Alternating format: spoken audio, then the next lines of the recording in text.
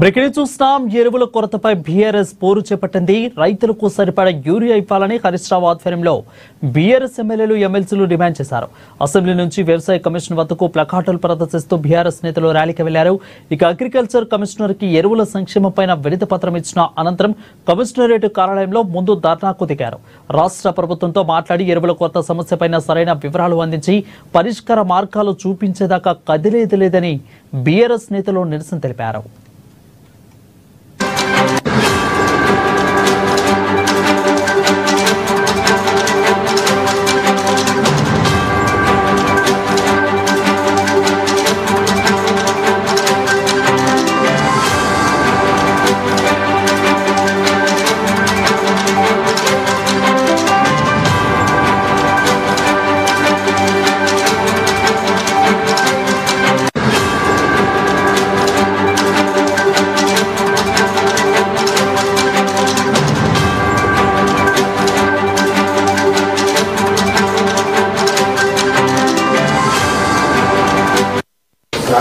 సరే మీరు యూరియా ఇచ్చిన అంటుండ్రు, మీరు ఇస్తే యూరియా ముఖ్యదా?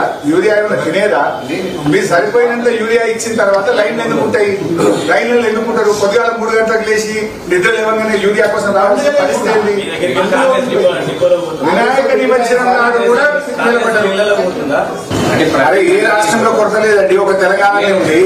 మరి మిగతా రాష్ట్రాల్లో ఇబ్బంది ఉండాలి. ఆంధ్రప్రదేశ్ లో లేదు, ఒరిస్సాలో లేదు, కర్ణాటకలో లేదు, ఎక్కడైతే లేదు. తెలంగాణలో ఎందుకు ఈ పరిస్థితి వచ్చింది? ఈ ప్రభుత్వ ఫెయిల్యూర్. ఈ ప్రభుత్వం పబ్లిక్ స్టాక్ పెట్టకపోవడం వల్ల మా నిరంజన్ కరోనా వచ్చిందండి.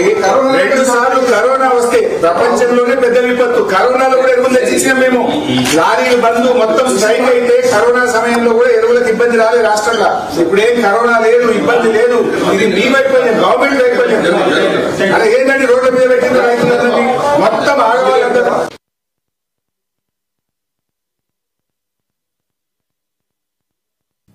రెడ్డికా